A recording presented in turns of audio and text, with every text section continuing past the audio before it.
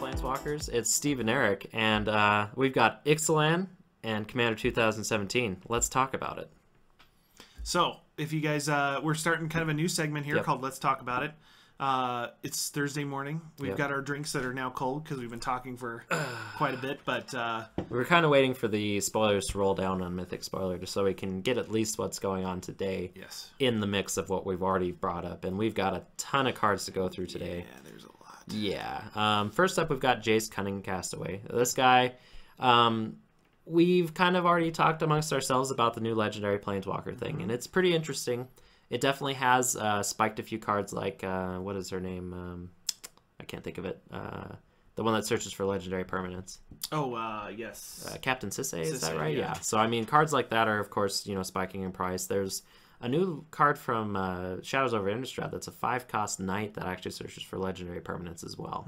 So I'd be interested to see if there's any spike there. I haven't checked on it myself. But anyway, it's a new rules change, essentially, because it's blanketing all of the Planeswalkers. So we'll definitely see some new things in Commander as far as that goes. So just to cover it, if you're just listening or haven't heard of it, the idea is if you have multiple Jaces, as you see here on the screen, you could have, and we'll read this guy in a minute, you could have Jace Bellerin, you could have Jace the Mind Sculptor, Jace Living Guild Pact, all out at once. They don't conflict anymore. It's just the subtype and then the Planeswalker name that matters. So how do you feel about that as far as game play wise? It kind of makes sense. I think we talked about it, or maybe Seth and I did at the shop. It feels like, okay, instead of just having a Jace, now Jace is like Super Saiyan, kind of it's just now instead of having 3 abilities, you might have 6 or 7. Yeah. And you can use them both, and Jace is just getting more and more powerful, or Ajani's getting more and more fierce, because you have Ajani Goldmane and Ajani Steadfast or something. It makes sense to me. In the it does if you approach it from the legendary creature sense of things, why do I have Olivia mobilized for war and Olivia Voldaren? That doesn't make sense. No. But if the part of Jace that you're invoking is coming out of a different version of himself, it's like he's pulling all of his tricks out of the bag. So, what do you think? I guess I look at it more from the mechanical standpoint. I think it, in a lot of ways, will kind of break the game for a second. I don't really think you should be able to have Jace the Mind Sculptor and then Jace Bellerin at the same time. I think that's a little bit too powerful. Yeah, I've almost always thought the same way about dual legendaries as well, because it's going back to, I guess, lore-wise and non-mechanical, it doesn't make sense to me, like you said with legendary creatures. This, no.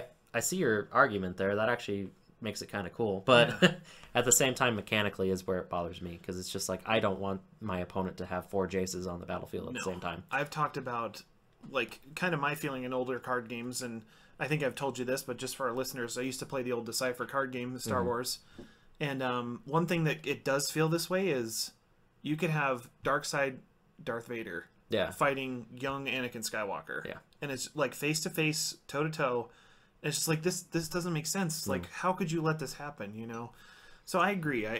It's gonna have to be something that we play with, because I don't, as we've discovered with the C17, we don't really know how something's gonna feel until we actually play it. And, this is, I see it as a bad thing, but really it's a great thing for my Planeswalker deck, because now I can have both Tamios on the battlefield at the same time. Even if you are mulliganing. You see, normally you'd be I can't have both of these in my hand or something. It's why do I have, 4 Jaces? Yeah. Well, It'll be an interesting change. And Gideon Tribal is definitely a thing now. God, yeah. It is 100% a thing. Yep. Because I want to brew that deck. I'm not going to build it, but I want to brew it just to look at it and be wow, this is wow. Yeah, pretty crazy. Do we want to talk about the new Jace here, Cunning Castaway? Yeah, I'll go ahead and read him for you guys. So he's 1 colorless and 2 blue. His +1 is whenever 1 or more creatures you control deal combat damage to a player this turn, draw a card, then discard a card. So kind of like a Biden of Thassa with the the looting ability, which in some ways is good, some ways is bad. Yeah. -2, create a 2/2 blue illusion creature token with when this creature becomes the target of a spell, sacrifice it. So I almost said ability right there. I had to catch myself because of the old illusion, thing. But I think that's a good plus. I mean, I think that maybe illusions were a little bit too fragile, and this kind of fixes that a little bit. And then we've got our ultimate -5. Create two tokens that are copies of Jace Cunning Castaway, except they're not legendary, which is pretty good. I mean, especially at -5, that's not hard to get to. So now you've got multiple activations. You've got all kinds of ridiculous stuff going on. So from the EDH perspective, I'm sure you've noticed this as well, but Seth and I were talking, like, the first thing he goes to look at is starting loyalty, ultimate loyalty. Yeah. And of course, in EDH, you're thinking doubling season. Oh yeah, this is just automatic. Yeah. And it's if 4 tokens. It's, Well, and think of that, because you put him in. He'll have 6 counters on him. Wow. Ultimate him. Put in 2 Jaces. Now become 4 Jaces. They can all ultimate. It's a 2-card like Eric. Infinite number of illusions, right?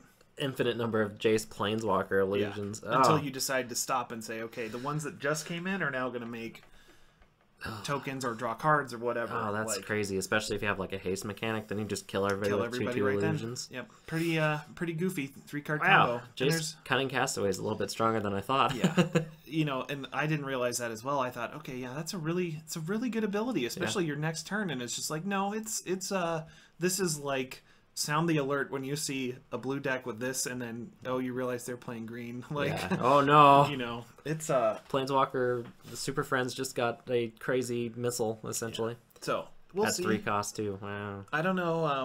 I'm sure it'll kill me at some point at the EDH table. I don't know if it's I might implement this now. So yeah it'll probably kill you at some point.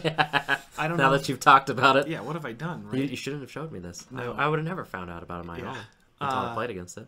But I don't know if that's. We'll see. Like legendary thing. Yeah. I think I alert or like. I'm very pessimistic when I see stuff like that, and I'll say this is gonna. Or you think of like Saheeli Rai, Feldar Guardian. Oh yeah. Like this is gonna kill everybody. We're all gonna hate it. Like, I don't. This will probably happen from time to time, but I mean it really won't be that bad. You think of how many times has somebody Tameo'd Ultimate with a doubling season? Like a few. But it's not going to ruin every game of EDH that you play from now on. So, but yeah, Jace Cunning Castaway, everything's really great except for the artwork. It's just kind of meh. Yeah, a little different. Nothing, not to throw shade at the artist, but I really don't like the approach that they took on this. It's climatologically warm there. Yeah, I don't know. It doesn't feel like Jace to me. I don't like his haircut, first of all. Yeah. But whatever. I think we can jump ahead Check from the next this one. Sure, yeah. Oh, I need to... there we go. So we have Huat Li, Warrior Poet. This is one of the Planeswalkers in the pre-release... Not this one. The Planeswalker the Planeswalker product, yeah. This is the actual version, I believe, right? Man, that artwork. Now, this is where they hit it on, like, every... that dinosaur just looks legit. It reminds me of Drogon from Game of Thrones in a lot of ways. Well, maybe not Drogon, but it has that kind of feel to it. Yeah. Oh, man. So cool. So if we look at her, we've got 3 a red and a white, legendary Huat Li, 3 loyalty to start out. +2, you gain life equal to the greatest power among creatures you control, so not too bad.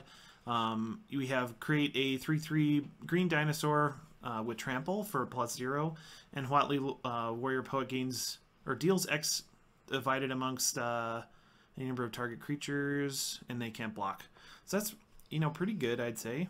It's kind of like you have Aurelia's Fury on a Planeswalker, essentially, which is kind of cool. Not my favorite ability. The abilities on this card are kind of wishy-washy. I think the only one that's really going to be very relevant is the 0, as far as like standard play goes, and I don't think this will actually even really see standard play. As far as Commander, though, I think this will definitely get shoehorned into the Dinosaur Tribal deck because it creates dinosaurs, and we... As we've talked about, are kind of low on those. They've been printing a few that are really, really good, but we don't have like, in my opinion, and for a tribal deck to work, you need at least like 30-something creatures that are good. The decent ones, right? And right now we've probably got like 17, and like some of those are good, and that's where we're at.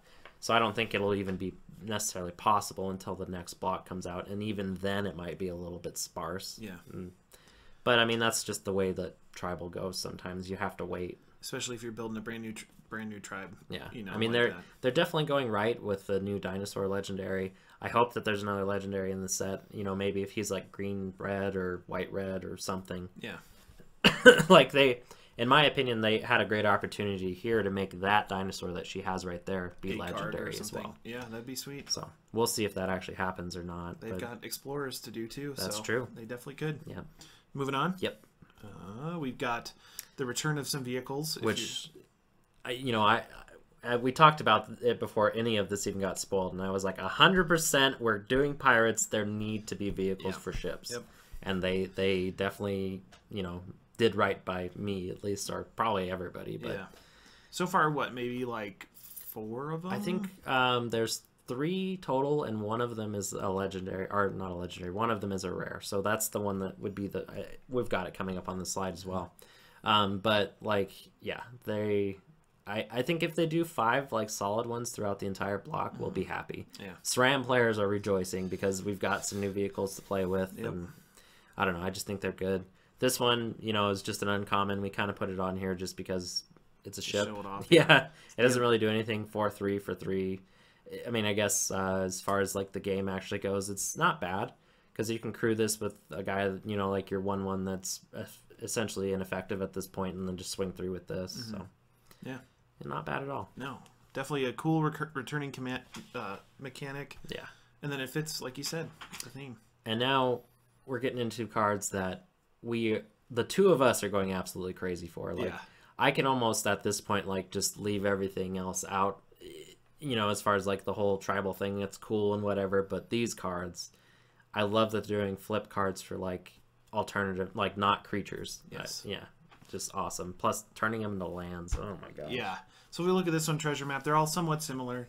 You put a little bit of time into it, or like there's almost like a time mechanic to it, and then you flip it over and you get a land. Essentially here you can scry 1, put a landmark counter on this guy. If you have 3 or more landmark counters, remove it and flip it. You also get some gold. So the idea is you spend some time finding some landmarks. At the end of things, you flip this over into, you'll see in a minute, and get some gold. So you discover the chest, and here you can see you get Treasure Cove as a land on the reverse side.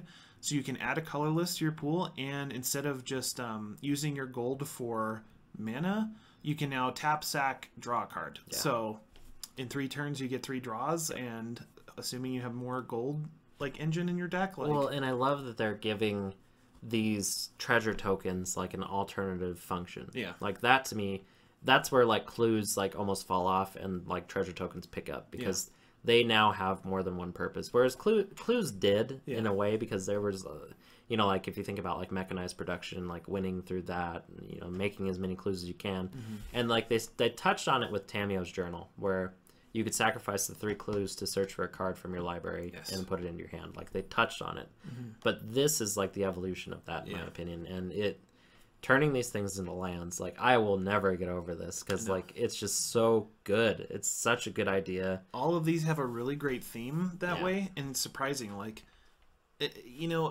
we've had this discussion a number of times. Like, you feel that Wizards has done a lot in what they design, and then they do something like this, and it's like on point with the card, the theme, and then on point mechanically how that all ties together. It's like, I was telling Seth, like you think of what this means to a player that appreciates that. Like, I'm not huge into that, but it's just like, oh my god, this is a slam dunk. Like all 4 of them are a slam dunk. Yeah, and we'll get onto them. Do you want to show off the next one? You think? Yeah. Okay. Here we have Thematic Compass, I guess. Search your library for a basic land, reveal it, put it in your hand, then shuffle at the beginning of your upkeep, or excuse me, your end step. If you have 7 or more lands, transform it. So again, you're kind of like exploring, and here we have the Spires of Orzka. Yeah. Again, it turns into a land, untap target creature and opponent controls, and remove it from combat. So Maze of Ith. Yeah. So just like a crazy time-dealing compass. Oh, man. Like, yeah. Once again. It's good. There's another option. It's colorless. Like, I keep looking at this as like another like colorless ramp because I mean there's not a whole lot of besides like Burnished Heart and Solemn Simulacrum, things like that, there's not a whole lot of like mono colorless ramp spells, and these are just perfect for like each one of these is probably going in my Kozilek deck. Yeah, I wouldn't see why not. And like just maybe not the Instance and Sorcery one, but even just the other ones. Paying 3 to search if you have nothing else to do, like. Well, it's like having a what's that card that you like so much? The one that you sacrifice and search for 2 lands and put them in your hand. Armillary Sphere. Yeah, it's like having a Armillary Sphere that just sticks around. Yep. Which is totally fine. So. Yeah, no complaints. And then, like you said, it adds a diamond. Like not that it wouldn't, I guess, anymore, but yeah. Oh, such a cool idea. Yeah. Well, and then we hadn't even talked about like the artwork on the flip side of these. Like I really love the changed frame. Yep. Like it really feels like special and different, and it feels like a board game card. Yeah. Instead of like a Magic card, which in some ways could be seen as a bad thing, but I think it's a great thing. I think it'll help like keep things straight on the board. Yeah. Like not that most people have problems with like keeping signets from land or whatever, but like I could definitely see what you're saying. It's cool. So this one, Conqueror's Galleon. When it attacks, exile it at the end of combat and returns to the battlefield transformed under your control. So crew 4 for a 2/10. Kind of crazy, like it's very similar to that Dreadnought or whatever. That's what, an 11/11 or something. No, I guess not similar, but it's really not that hard to achieve. I mean, you have 2 2/2s and then it's crude. And then if we take a look, this is the cool part. Oh man. So you essentially set out on your ship. Again, a huge flavor win. You establish something small. You can just add mana to your pool again. And then for 2, draw a card, then discard. Not bad. For 4, draw a card. And then for 6, return a card from graveyard to hand. It just gets worse and worse for your opponent. So the Staff of Domination of Lands, essentially. Yeah. Like, so good. And the art. Yeah. I think Ixalan itself, we are seeing like a very small portion of this plane, in my opinion. The more I like watch the spoilers and stuff like that, this is so much more. It's so much broader.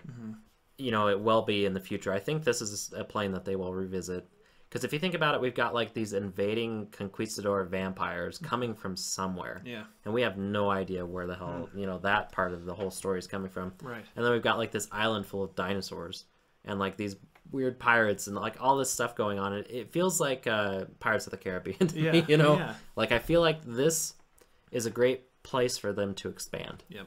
And they definitely could. I bet they will. I would not be surprised. Probably 10 years from now we'll be back in Ixalan doing, maybe not 10 years, that's a little extreme. They'll do it in 5. Yeah, something like that. Return to Ixalan.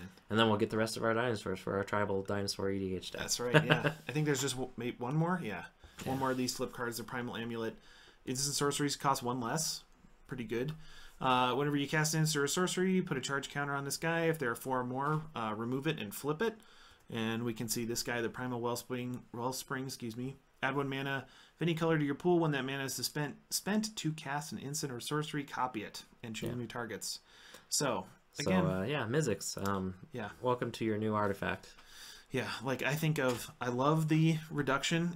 I just love cards that say it costs 1 less. Even like simple ones. Like I used to play an Esper deck in Standard, and you think of the Ethereum Sculptor, and it's like, I could see this going into a lot of EDH decks. And they're super effective. Like Lauren was talking to me the other day about because he's building a new Grixis deck for the new wizard. Well, he's using Jeleva, but he's throwing all the new wizards into it. He was asking me how I felt about like spells that say reduce the cost. And I look at them as like half ramp, because you can't rely on them. They're not like putting a land or a mana rock into play. They're more fragile than that, especially the creatures like Goblin Electromancer or whatever his name is, stuff like that.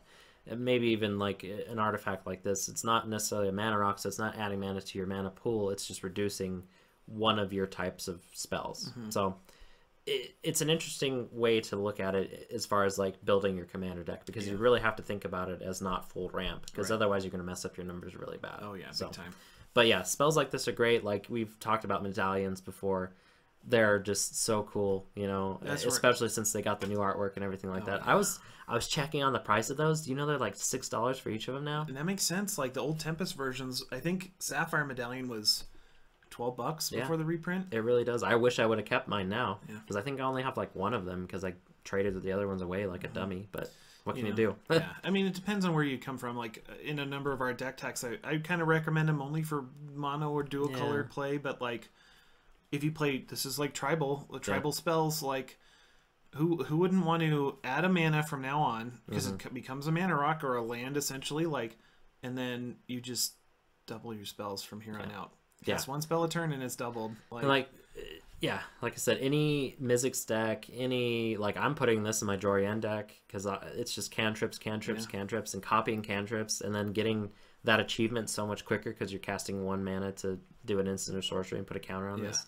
I love that they once again took from another set where they had like the pyramid counters or whatever, the brick counters from Hour of Devastation, Amonkhet, and now they've like almost like doubled down on it and made it that much better. Yeah. In a lot of ways. So it's very surprising, and I like, fingers crossed there will be 4 or 5 more of these in the other large set Explorers when that comes out. I think we may even get one more here. I don't know, but maybe we'll see. It'd be cool. Check out the next one. Well, and then I guess one last thing I wanted to say about this is me and Eric were kind of talking about these cards before we started the show, and how these cards really scream EDH to me, and I really don't think they're going to be played much in like standard. So as far as like price point for us, I think they're going to be very achievable. Yeah. Which, you know, we may be totally wrong on that, and there might be 1 or 2 of these that are just like back-breaking in standard, which I could definitely see if people actually play with them. But in the beginning, I think Commander players should start looking at these right away. Yep. Because I think they'll be a little bit cheaper for a while, and then if one does take off, then they'll all be expensive, and we don't, you know, I don't want to buy $20 for this. No. But we'll see. Yeah. So, we've broken into our dinosaurs. Roar. Yep. So we have Gishath, the Sun's Avatar here, Legendary Dinosaur Avatar for 5 and Naya. A 7/6 with Trample, Vigilance, and Haste.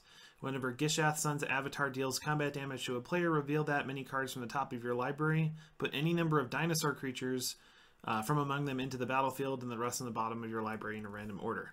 So, Dragon 2.0 in a lot of ways. Yep. You know, I know that we keep messing up and calling these dragons when they're dinosaurs, because it's just so bizarre to us that they've finally gotten to this point. You know, there aren't dinosaurs in Magic. Yeah, Now there is. Yeah, now there definitely is. Yeah. Because I think we had one before this, and that was in Parasaur or something like that.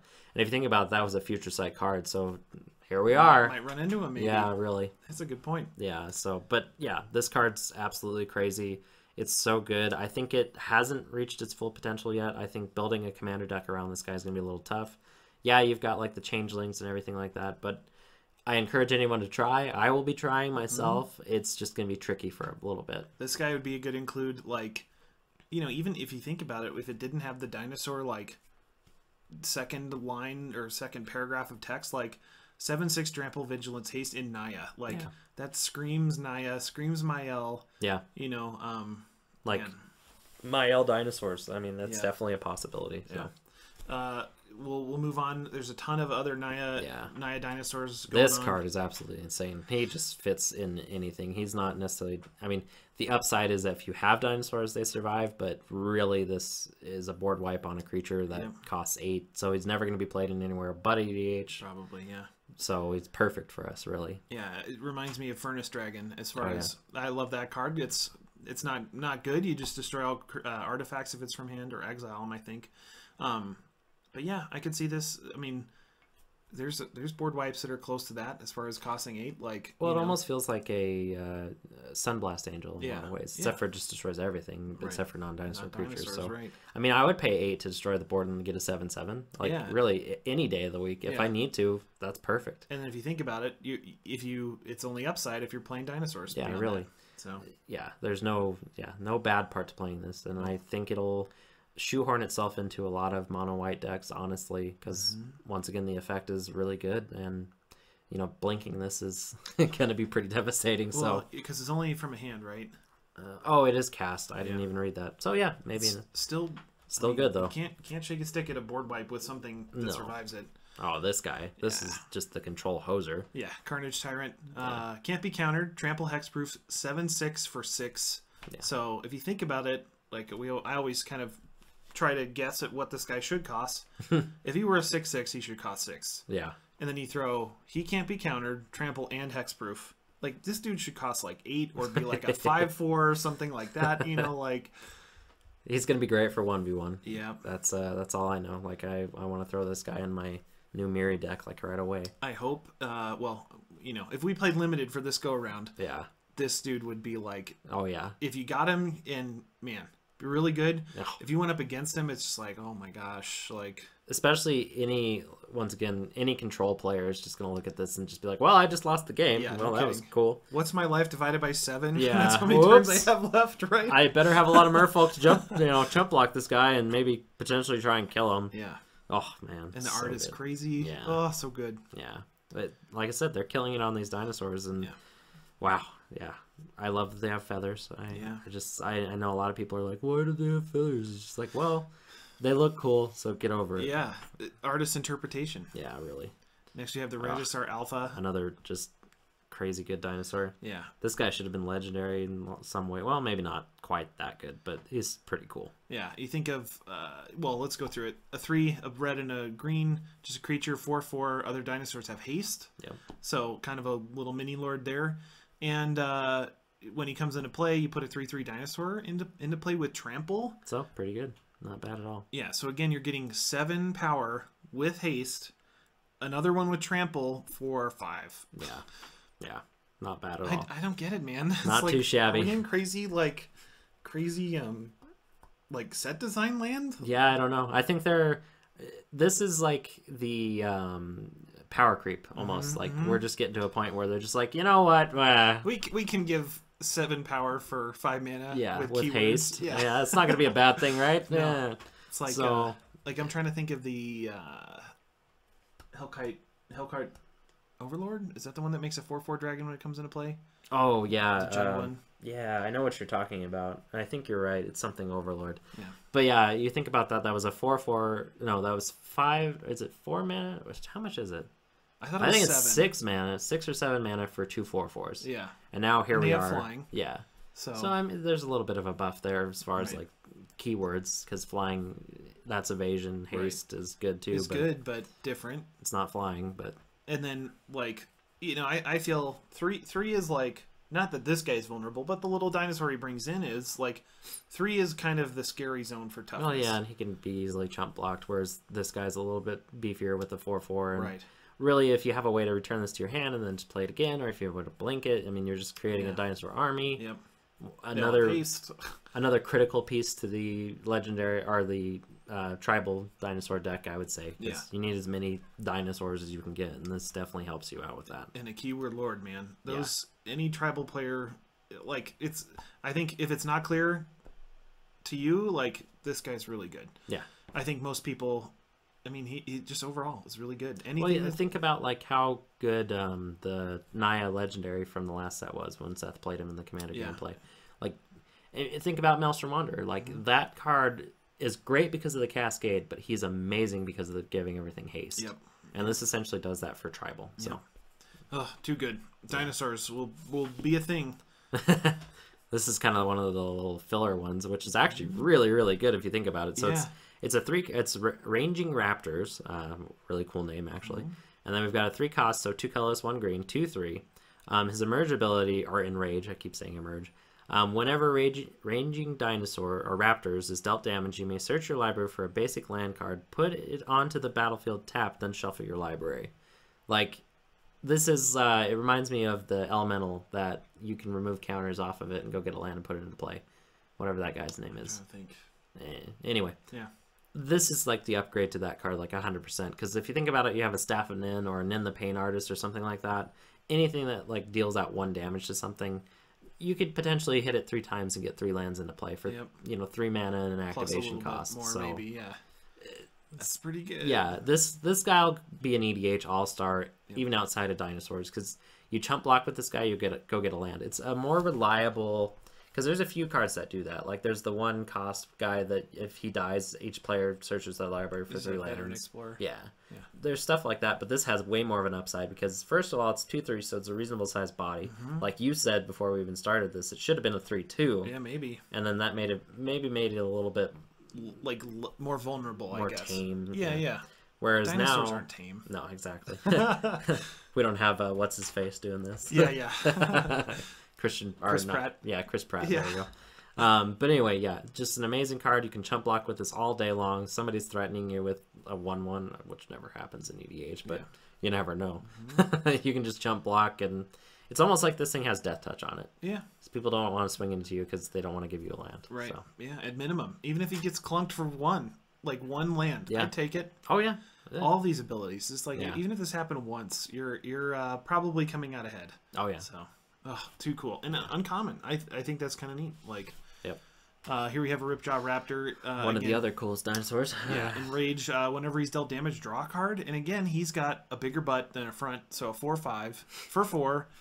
So it's just, I mean, like you said, you could Staff of Nin yourself. Yep. your dinosaur, draw one on your upkeep, draw one for your turn, and then ping him. And now you've drawn 3 cards for and then an activation. swing, and then see if somebody blocks it. If they don't, you just dealt damage to your opponent. If they do, you just draw a card. Like, it's good that dinosaur green has this, because yeah, green is green needed it. needs some card draw from time to time, especially if you're just like in Naya and you're puking out all of your dinosaurs every turn. Like, well, and this one, just like the last one, it's a dinosaur, but it doesn't have to be in the tribal deck, which is amazing. This will go in pretty much any green deck that's looking for a 4 spot. I wonder if this card will be seen in standard. Like this oh, card I'm sure. is like he's not the same. He's obviously it's almost like Thrag Test. Like the numbers are close. Like what you get out of it is close. The threat is kind of close. It's like what do you do about this? Like you said. Well, and I think you're right. The toughness pushes it over the edge there, because like a 4/4 is manageable most of the time, but a 4/5, like just that little bit extra. Like now I have to chump block with 2 guys in order to. Well, I mean, conceivably you do that anyway, but yeah, just so good. The artwork's amazing. I love that it's like ripping into this vampire guy, or at least I think that's what's happening. He's taking off his like carapace or something. Yeah, he's like, I'm gonna get past that armor and rip you a new one, man. Yeah. So good, so good. Yeah, man, I think that card will be a menace. Well, we really are in an amazing time in Magic. Like, we're in Fantasyland right now with like this crazy set that came out of nowhere, in my opinion. Like, I mean, if you think about it, things have been so dire, and then things were just so like, with Kaladesh, they were just like so mechanical, and then with Amonkhet, we were so like, I don't know. Kind of dour. Yeah, and now we're just like, let's just do whatever the heck we want at this point. Let's dinosaurs, vampires, merfolk, and pirates. Pirates, yeah. I mean, each one of those could have been a focus of their own set if you think about it. And now they're just like now they're all together. So it's just like whatever. Speaking of merfolk, here we have Tishana, Voice of Thunder. So a 5 and green blue merfolk shaman for star. And Tishana's power and toughness are equal to the number of cards you have in hand. And you have no maximum hand size. And when it enters the battlefield, draw a card for each creature you control. So we spoke about it before. Tishana could potentially draw you out if you have got too many cards in hand. Yeah. Because there is no May. You must draw a card for each creature you control. But this perfectly synergizes with another blue-green merfolk. That's Prime Speaker Zayana. Yeah. So who will win that, or will they be peaceful? See, I like this in the deck better because Prime Speaker is just it has the edge on this card slightly, just because it can draw off 1 creature, where this can, I mean, it still draws off 1 creature, but if you think about it, if your board state is I have a 4/4, which one of those 2 are you going to want? You're going to want Prime Speaker, opposed to this. If your board state is I have a bunch of 2/2s, yeah, I understand, like, there's a flip side to each, but this costs 1 more mana. Its power and toughness is relevant to the cards you have in hand, whereas Prime Speaker has a set toughness and power when it comes into play. And she's a beast from then on. So yeah, I mean, there's a few upsides, a few downsides. I will definitely be looking forward to potentially playing this as one of the commanders that I choose for the challenge. Yeah, we're still kind of debating on which ones we're going to play and all that stuff, but it'll be interesting. I think out of the 2 legendary merfolk that we've gotten so far, the mono blue one is definitely where I would want to build from. But still, a very interesting card. The colors are perfect for what merfolk are trying to do as far as +1/+1 counters go. Yep. Really interesting, though. Want to check out the next one? I think it is the mono blue one. Yeah, that Coppola. guy. Yeah, this guy. I know that people are talking about how he's going to make a splash in Modern or potentially even Legacy because of merfolk. I don't know if that's actually going to happen. We'll see. I think Kira's just a little bit better because of, reasons. But she costs 4, right? No, she costs 3 as well. 3, okay. The same converted mana cost exactly.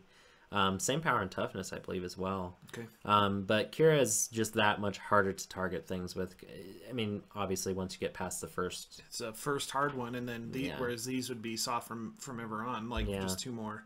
So, I mean, there's pluses and minuses for each. Like I said, I think that they'll probably stick with Kira, but I could be totally wrong. I think part of me in the back of my mind just... is like it'd be fun to have a completely tribal, modern deck, but I don't know. We'll have to see. This could be Kira's not expensive. That's the only thing I was gonna say. This could be the budget version, but Kira's really not that bad. Not too bad, yeah. So if you're just listening, this Merfolk Coppola spells your opponent's cast target this Merfolk or any Merfolk you control. It costs 2 more, and abilities same thing. Abilities that target your Merfolk cost 2 more to activate as well. So I mean it's really powerful. Yes. And like I said, I really am looking forward to brewing a merfolk tribal deck around this guy because I don't know. I think he's the bee's knees. Yeah, he's pretty good. Definitely, like, merfolk, you know, they're good. Well, they're the swarm of the sea. Yeah. You know, it's the elf ball of the ocean. Yeah, and now you've got a little bit more resilience in there. So yeah. Moving on, we've got Admiral Beckett Brass, our Grixis pirate. So 1 in blue, black, red, legendary human pirate. Other pirates you get +1/+1. So he's a lord, or she's a lord, I guess. He was telling me. It's kind of hard to tell maybe from the art. I looked a whole bunch. I thought it was a dude. Nope. Definitely not. But at the beginning of your upkeep, gain control of target non-land permanent you control by a player who was dealt damage by 3 or more pirates this turn. So a little tricky as far as you got to deal damage. Like, it'd be really good if you just had to swing at somebody, but that's not a pirate style. That's a little bit broken too. So draw blood, yeah.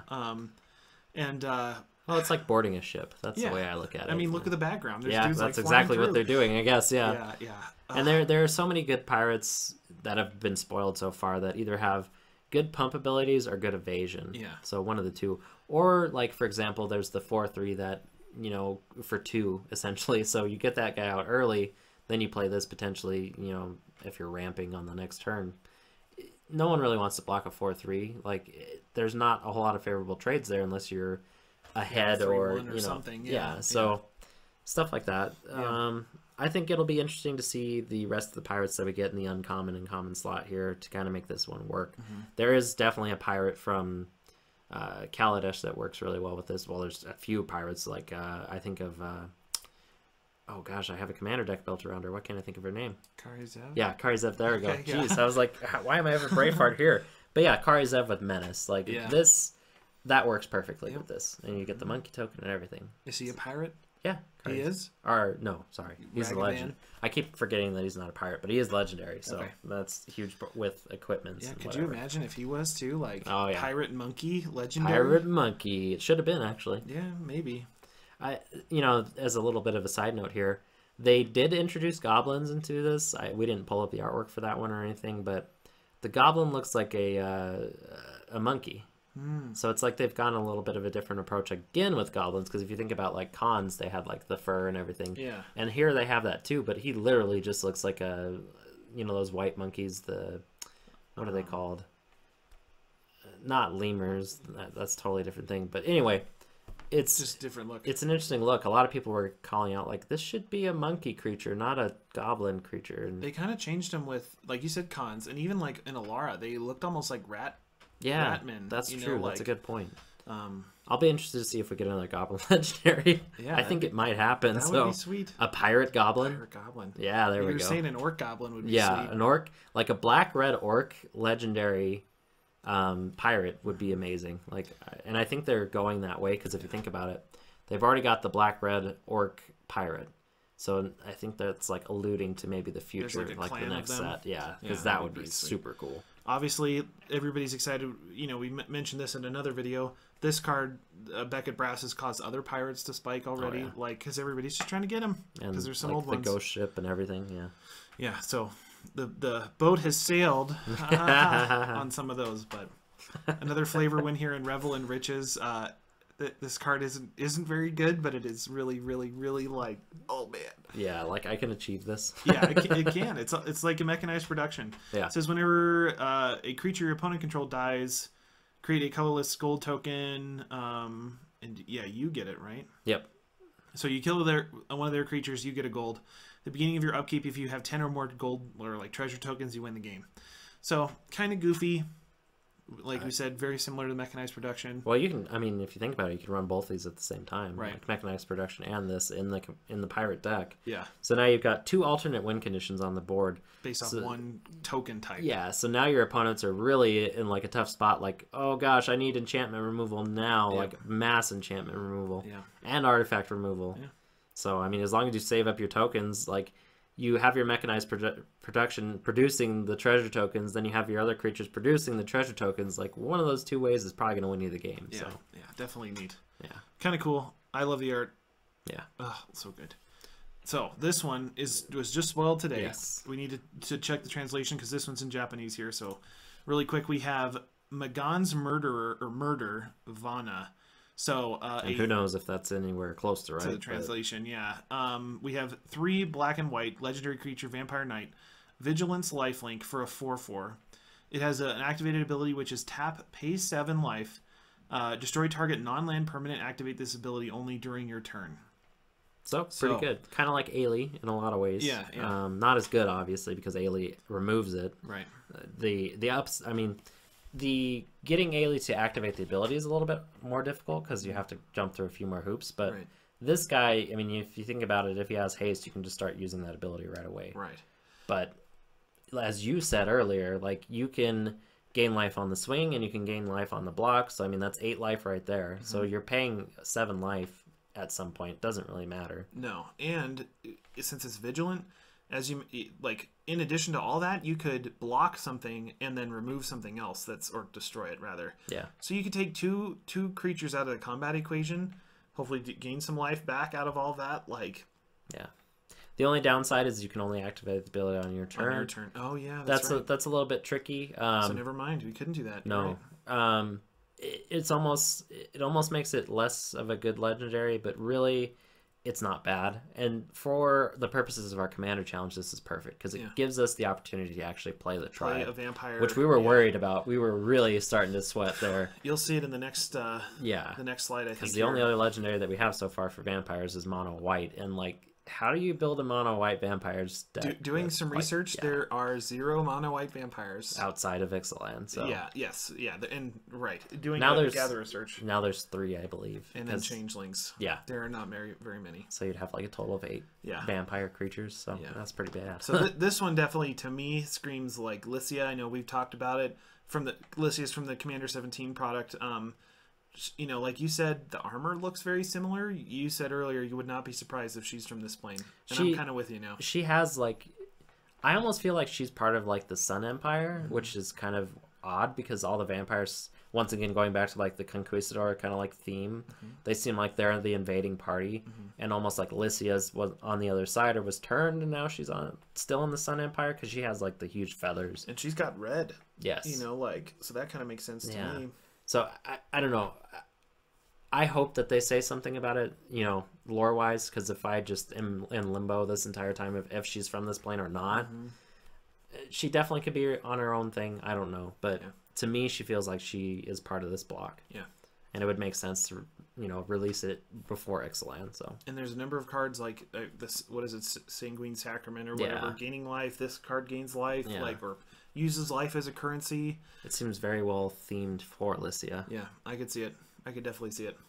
Moving on, I think we've got Marvin Fane, the Dusk Apostle. This was the go-to single vampire in the set for a legendary. If we ever did a commander challenge based off this guy, which if there was support, he would work perfectly. Yeah, but he's there's just no support. No, he's 2 in white for 2/2. Whenever a 1 or more non-token vampires you control attack, create a 1/1 white vampire with lifelink. Holy cow! Yeah. So I mean, he makes tokens. He's a token engine. Yep. He fits perfectly into the Edgar Markov deck, to a T. Yep. Like, you just throw him in there and he's perfect. Like, absolutely.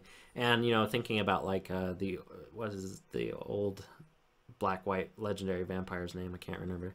The one that sacrifices creatures. Yeah, Vishkal. Yeah. Like, this guy fits in there. This, even aside from, like, mono tribal vampires, like, he could work potentially in a heavy vampire-themed deck. So, I mean, your Vampire Nighthawk now swings for 2, gains you 2 life, and makes you a 1/1 token. So there's no downside there. I mean, anything that you swing with as far as a vampire gets you a token, as long as it's not a token, of course. Definitely more supplementary. Yes. I think it's still sweet. And I don't know if we saved the other vampire.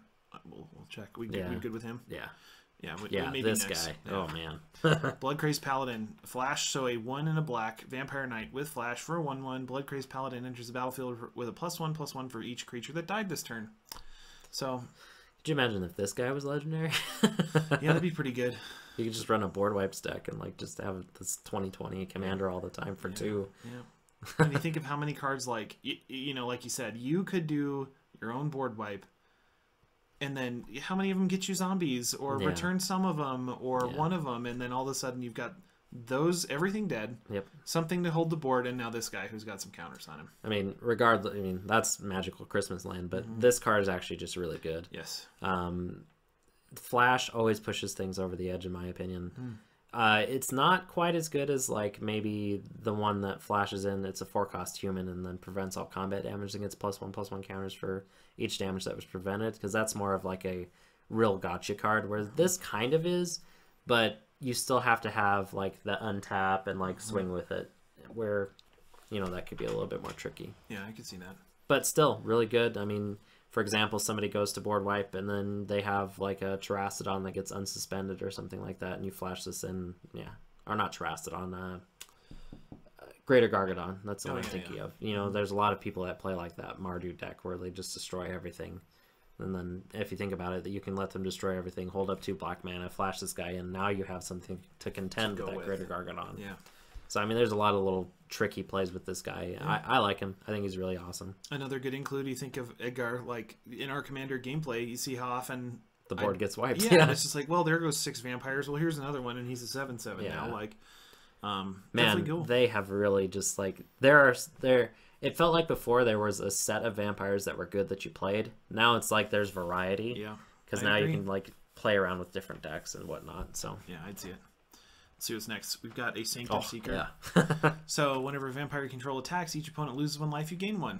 So the Hell Rider for vampires, essentially. Yeah. And it's even better because you're gaining life. Yeah. I mean, think of how many cards trigger off of an opponent losing life or you gaining life. Well, and the fact that this doesn't have to attack to activate the ability is a huge upside as well. Because now you can protect him and swing with all your tokens, and you don't care, like what happens combat-wise. No. Like, you swing with 10 tokens, each opponent's down 10 life and you're up 10 life. It's a Gary, but triggered by attack. Like, so good.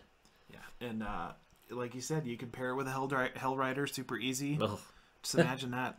I don't want to think about that. That'd be pretty good. You just probably kill someone. Yeah. Another great card for the C17 product. Oh, yeah. Just nuts. And again, it looks like Lycia. Yeah. Gold armor with some kind of like bladed plate-looking stuff. I would not be surprised. I know I keep saying it, but I love that this is like the conquering faction. Like it made it work for me, because at first, keep going. At first when they were like, oh, we've got vampires, pirates, and blah blah blah, I was like, why do we have all this? But it's like these guys are from a far off shore and they are just discovering this land, and they're this vampire legion that has probably conquered most of the known world, and now they're showing up here. Yeah. They are the European settlers of this plane. Yeah. And I was just pointing out, I know you guys can't see it, but even just look at these guys' helms. Like, and the haircuts. Like, the dude's got they got goatees. Goatee, right. These are the Spanish. It's so crazy. Yeah. So cool. And man, that's a good card. That is a good card. Yeah, it really I was never a huge fan of vampires, and then it's just like, now you've played Edgar Markov. Yeah, they've bitten you. They really have. Yeah, I think you're right. A human vampire, right? Yeah, really. So next we've got Shaper's Sanctuary. Steve was mentioning for single green. This card is pretty good. Whenever a creature you control becomes a target of spell or ability an opponent controls, you may draw a card. Like it's tricky because so much of our format is focused around like mass removal compared to like spot removal. Yeah, there still are those instances. It's almost like this card fights against the legendary guy as well, because it's just like, well, they can't counter or they can't target my thing. So it's tricky, but it's a really good card for basically other formats. Yeah. I see this being played in like standard for sure. Maybe modern. I don't think it'll make it to legacy, of course, but that's a very high threshold for legacy. It is. Really, it could go there with a single cost. But yeah, I don't know. Who knows? But in EDH, it's decent. It's got its place. There are definite decks where you're just like, well, I have, Voltron decks that can fit in because that is spot removal territory. Yeah. Things like that. Now, the Path to Exile not only gets you a land into play, but it draws you a card as well. Not bad at all. You think of how many times somebody terminates something, like, oh yeah, or like go for the throat, like this card or that, where it's just like, okay, where you'd normally be like rats, like I lost my creature, now it's like, I drew a card. Well, I mean, it's almost the same thing as if you have like an evolutionary leap, and you're sacking your creature to go find another creature in response. Yeah. This time you don't have to pay any mana for it. You're just drawing a card, and it might get in your opponent's head. Say, okay, so you kill my creature, let me draw. Yeah. So not bad. You settle the wreckage. Oh god. So 2 white, instant, exile all attacking creature or target attacking creatures an opponent controls. Excuse me, I'm going to start over. Exile attacking creatures target player controls, period. Yeah. That player may search his or her library for that many basic lands, put those cards in the battlefield, tap, then shuffle. So did Riz need this? I mean, really? Yeah, no, Like probably not. I know a lot of people are thinking about this as like a defensive, but I'm really thinking of it as like An a offensive, like a huge gain because you Yeah. just. I mean, think about it. You have 5 tokens. You swing with them, and you're just like, well, before damage, or is it exile? It's attacking creatures, yeah. so it has to be. So anyway, you just exile those 5 tokens, get 5 lands. Like you've paid 4 mana for 5 lands, Yep. and you've lost 5 tokens. 5 tokens, right? It's just like, who cares? Yeah. Like this fits in the vampire deck, like your Edgar Markov deck, like to a T, because you just Eminence ability, get like 10 tokens, swing. Now you're up 1,000,000 mana, and Mardu just. And you pretty much have to do this once. Yep. It's kind of conditional, but like you said, who cares? And then like, if you have to use it defensively, you have you it. can, yeah. Like in our Commander game challenge, if I was playing against dragons, I would never give them that amount of mana. But No way, no. To save your butt, you probably would have to. So yeah, you think of how often like maybe there isn't something you can do on a big game-ending or a board-killing swing, not even just for you, but for everybody. Yeah. And you say, okay, just pull every basic out of your deck. And I mean, some people in our play group don't play basics. Yeah. So it's just like, I'll just exile everything. Well, and at that point, if you do Arch Enemy, like this guy was the threat from the beginning. Now we've got a handle on him. He's got a bunch of mana when he untaps, but let's try and get him dead before that. Right. He might have an empty hand.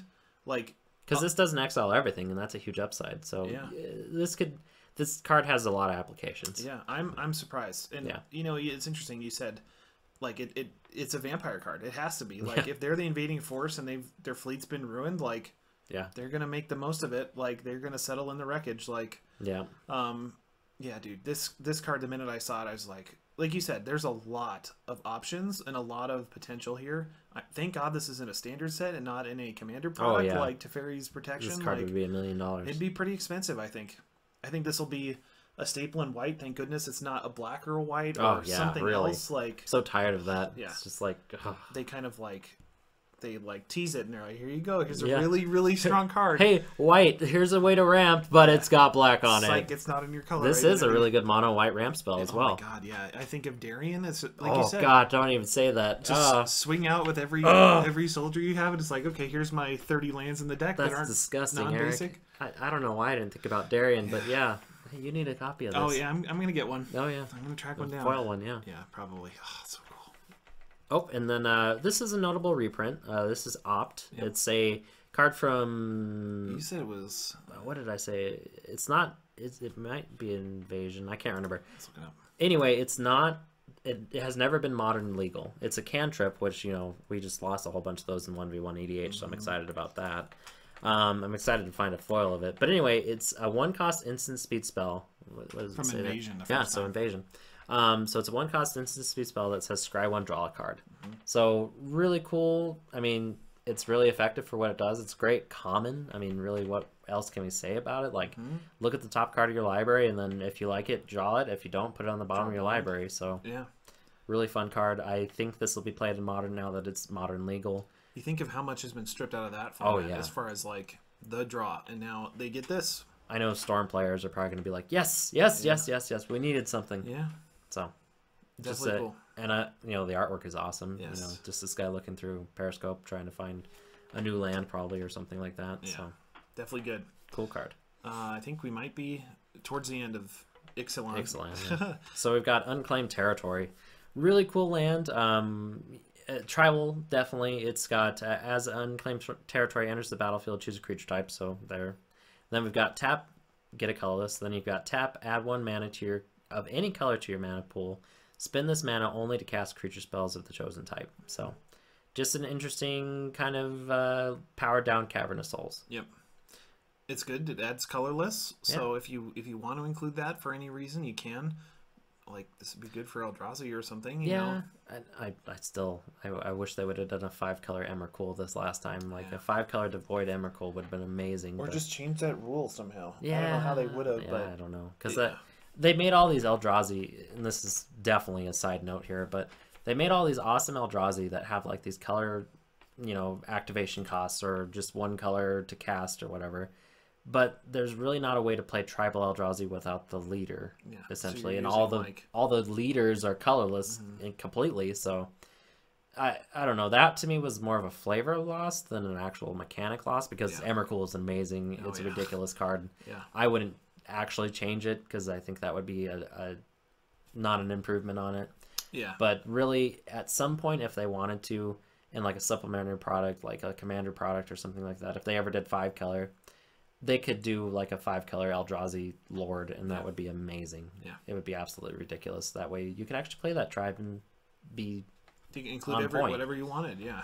Instead of using like Corona or... Yeah, because it just doesn't feel right. No, definitely not. But anyway, this card, really cool. It's great that they printed it like right after the C17 product came out. Yes, indeed. And talking about C17 product, I think we're going to get into that right now. Yes. So we've got Marisol the Pretender. This is one of the breakout legendaries in most of our games, I would say. I agree. Whenever he was actually being played at the helm, it was like, oh, this guy's really, really good. Yeah. How often? I think in at least 2 or 3 games, a zombie got hit. So it's like, and then that giant. Yeah, the giant was really good too. Jeez.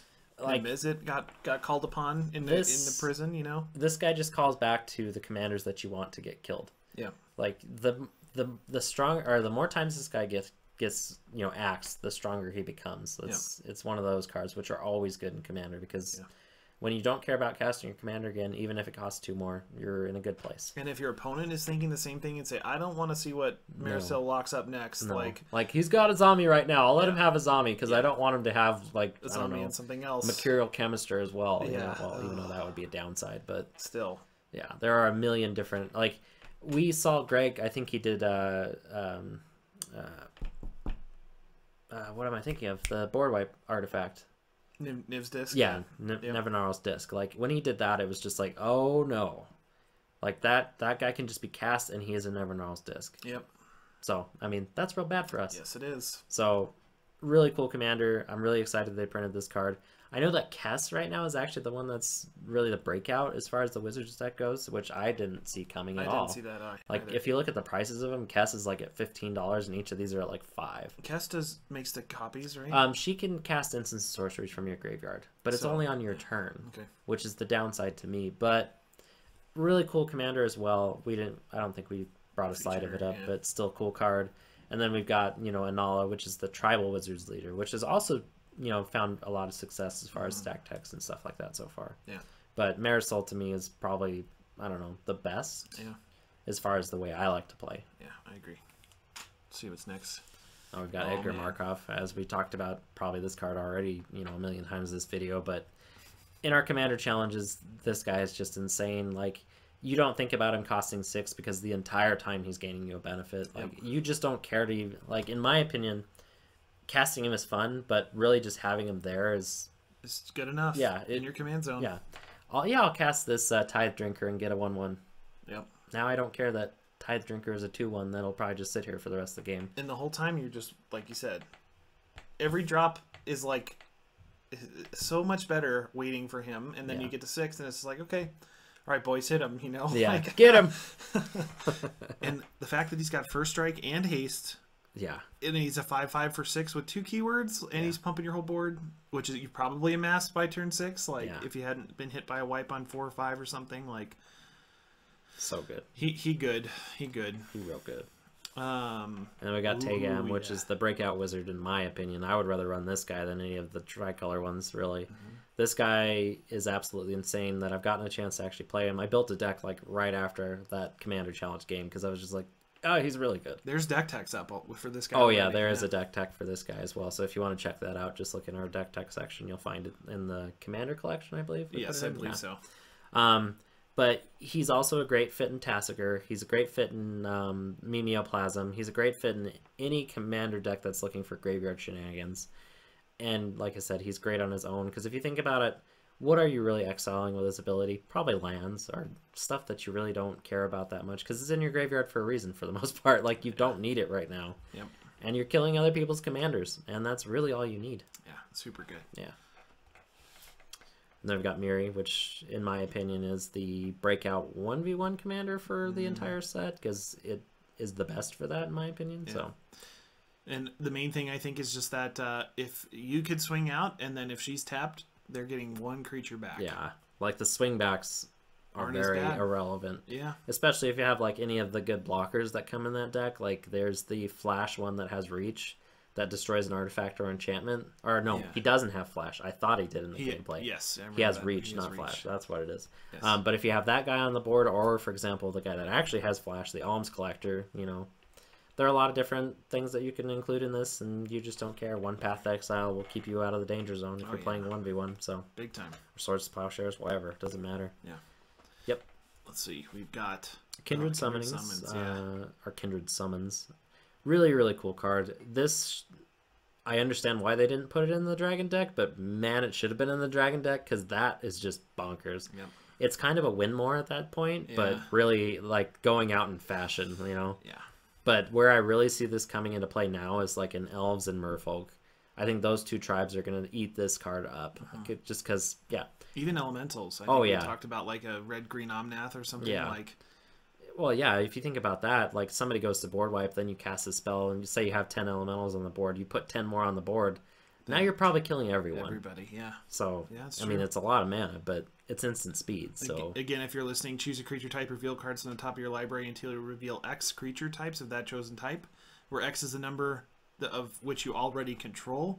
Put those into the battlefield, then shuffle. So, yeah. The first time I played this card, I read it totally wrong and thought it was equal to the power of a creature that you control. Of that type or something, So, in a way, like, this is just 10 times better because of it. I'm sure that's why you mistook it, because it's like, that's pretty good on its Can't own. be that good. And then it's just, wow, this is really, really good. Yeah, I have 10 X's. Now I'm going to get 10 more of them. Yeah. Like, oh, God. Yeah, really, really good. Yeah, I can't wait to play.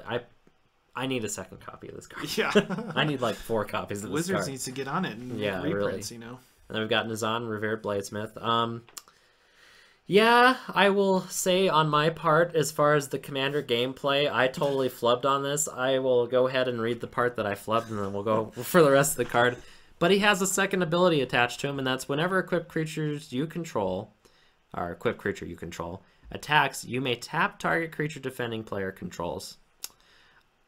Yeah, so he's got a way to give himself, or another creature, evasion. All equipped creatures evasion. I'm a huge dummy. I didn't even realize that second bar of text was there when we were doing our Commander gameplay. To be fair, when you play this guy and get his hammer, that's just like, oh, he must not have any more text. Yeah, he doesn't do anything else. Because I even joked about it in one of the Commander games. I was like, can I just play my real Commander, the hammer? Yeah. You know, like, really, like... I will give him credit for being a little bit better than I thought he was. He's a very interesting commander. Yeah. He's not my style at all. Like Voltron has, I mean, I built a Brago deck that was very successful, and that's as far as Voltron as I've ever gone. That's not 1v1. But you know, for 6, you get a 5/4 legendary cat artificer with the text that I already talked about. But the first line of text is when Nazan Revered Bladesmith enters the battlefield, search your library for an equipment card and reveal it. If you reveal a card called or named Hammer of Nazan, the actual commander, this way, put it onto the battlefield. Otherwise, put that card into your hand, then shuffle your library. And if you haven't seen the hammer already, I think that's on the next slide. It might be the next slide, yeah. Oh, no. Okay. We'll get to it. Yeah, the hammer is just absolutely ridiculous. It is probably the best equipment to come out of the entire set. Even though, like, there are some pretty bomby ones. But I would put it right up there as far as, like, having a Cigar's Aid or having a SRAM. Like, it is that quintessential to, like, an equipment deck at this point in my mind. Yep. Because you just auto-equip anything. That comes into play. Yeah. That's really good. That makes Stoneforge Mystic just that much more busted. Yeah. I'll go get a Batterskull, and then I'll use Stoneforge Mystic to pay just 2, and then just automatically equip it. Oh. Yeah, gosh.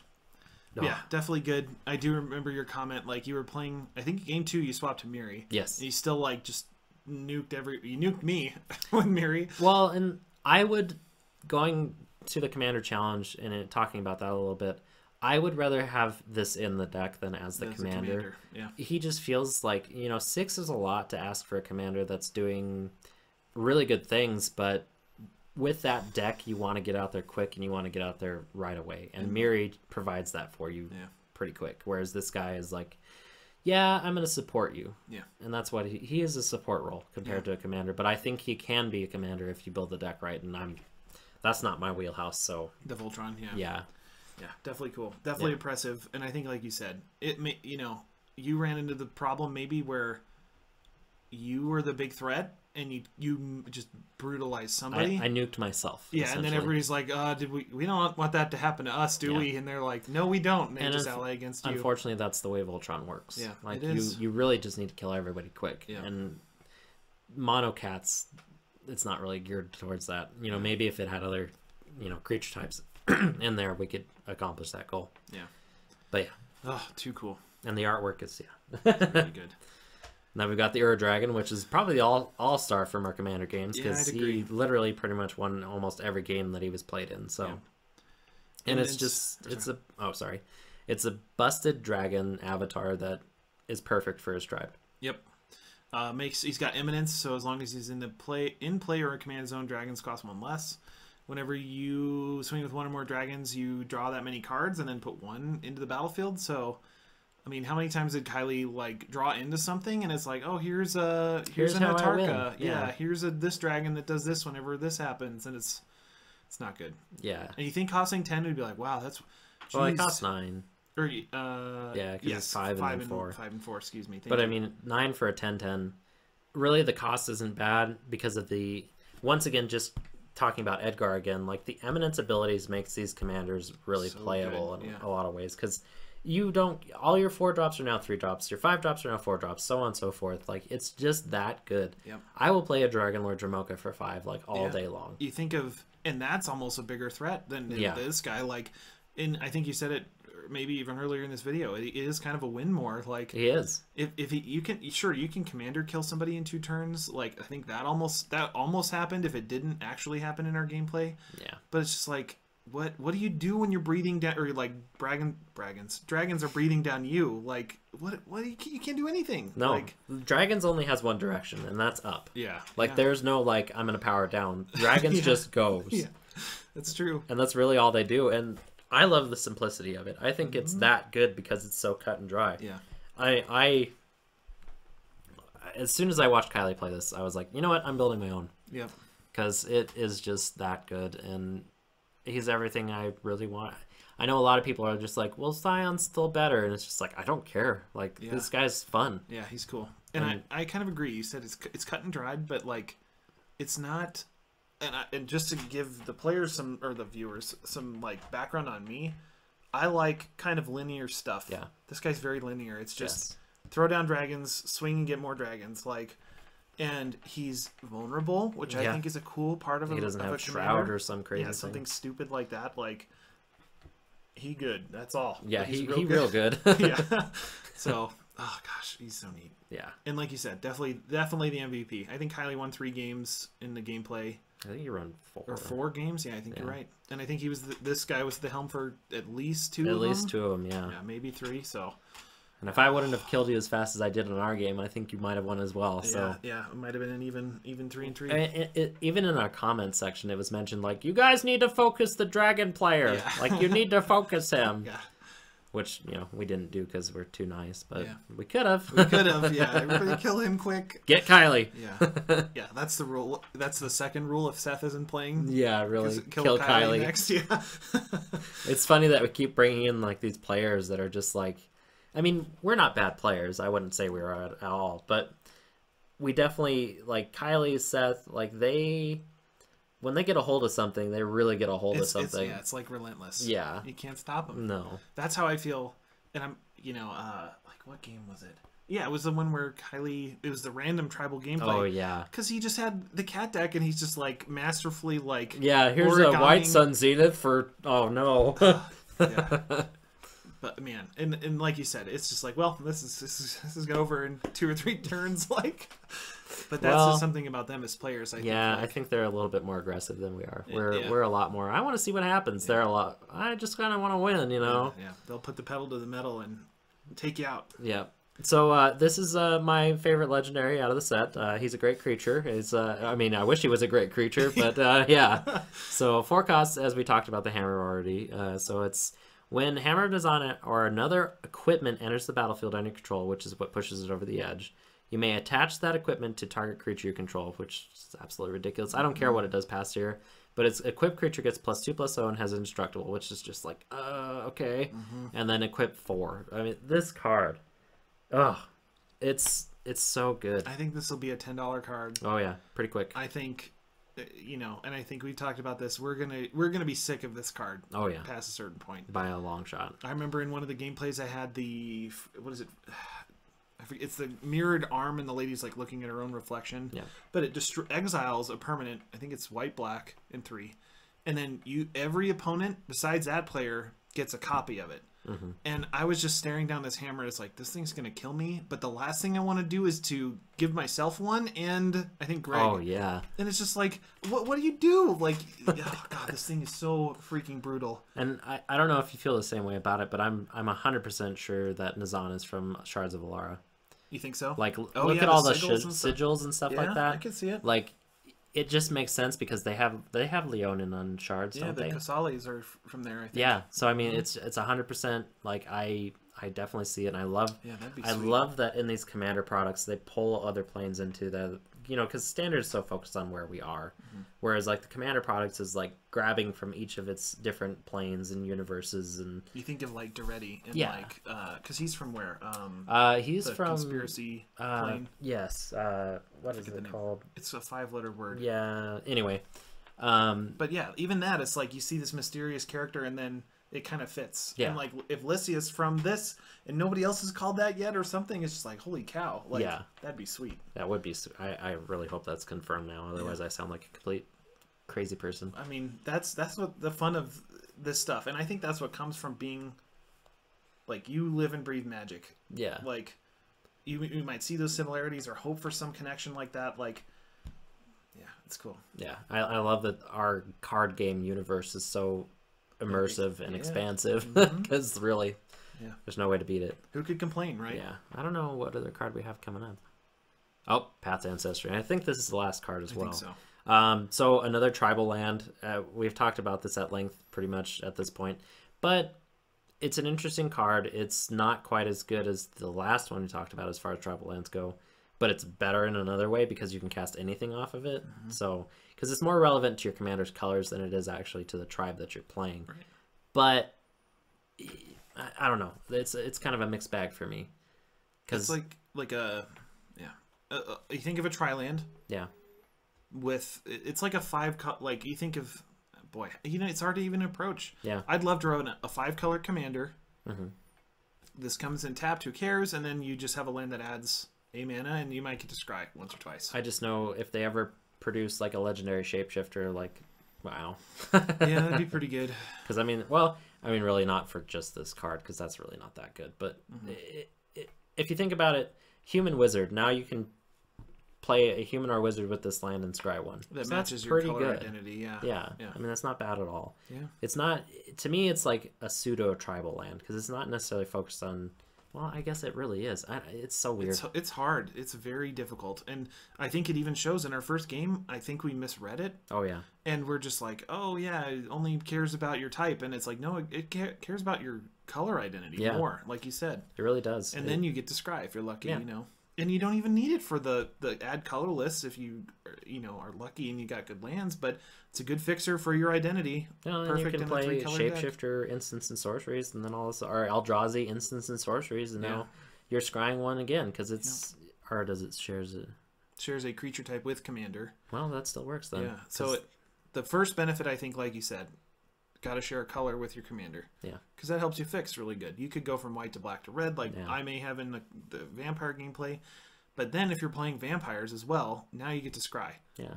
Really should have come into play on tap still, but I think I know we talked about that before. I think it'd be busted if it did. Yeah, but I think it's appropriate because it's in the commander product. Yeah. That's where I see it. Because it's almost like one of those command tower things. Because command tower, if it was ever released, like if command tower had been released in like a standard set and it did something similar to just for creatures or something like that, there'd be a bigger downside. Yeah, I mean, that is the quintessential like commander land. Because I mean, it does everything you want it to do, and it's very cut and dry. It's very simple. It is better than any other land for commander, in my opinion. Yeah, I agree. And it's a shoe-in for automatic include. Whereas this, again, would have been an automatic include in tribal decks. Yeah. And that's where it would have been really powerful. Yeah. And I don't care that it comes into play tapped. That's not a huge downside in my opinion, but in my opinion, it should have been untapped. Yeah, because I can see it. It's got that kind of drawback similar. of being a legendary, or not a legendary, being part of your commander's color identity. Yeah, and being a creature type. So it's almost like a double down like hoops to jump command through. tower. Yeah, I can see it. But I mean, I'm sure they play tested it, and they know more than I ever will about their card game. So yeah. they have a reason for having it come into play tapped. Yeah, I've definitely, this card has earned my respect, I think. Oh yeah, it's good. Yeah, it's pretty decent. And I don't know if I guess I'm recanting my earlier statement that the other one's better. Maybe this one's better, and that one's just. I mean, they're probably just as good as each other in certain situations. So. Yeah. Because Scry 1, that's really good. Yeah, it's not bad at all. Every turn you play a matching thing. It's really good. Or multiple times. No, you can't do it multiple times, but multiple times in a game can really help you out. So, as kind of a wrap up for this, really, Commander 2017, it was great. We had a lot of fun with it. We beat it to death as far as gameplay. I hope you guys are like, yeah, I don't ever want to see this again, but next year? Yeah, you know, we gotta produce what we can, really, you know, as far as like content. And I think we hit it hard, and I think we did pretty well. We talked about this as far as like Mind is On play and like a few plays that a few of us made. We're definitely going to try and tighten up our gameplay again. Yeah. We really need to do that. Like, we are so used to just playing so casual, but now that we're like getting this out to the masses, maybe we should read and play the cards. Yeah. Maybe like some of the suggestions were play a game before you play this game, you know, that way you can kind of learn your cards. But, you know, that is just, I guess, my only point about that. And I don't know if you have anything to say about it. No, I agree. Like, I think, you know, it's kind of crazy. I wonder, like, I thought I was a pretty tight player, and yeah, if I were playing Ben or something else, it's something that we've played forever. Yeah, that's natural. It's like putting on a pair of pants, like, and then you play a vampire tribal deck in Mardu, and it's just like you know, if I were playing Wizards, I would have lost every game. It would have been a disaster. Like, thank goodness I was not playing Wizards. But I almost felt like it was a good thing that some of us got the tribes that we did, because it wasn't. You saw them, as soon as I got a hold of that Wizards deck, I was like off to the races, because that's what I play. Yeah, I still lost that game, but that was because of a bonehead mistake that I made.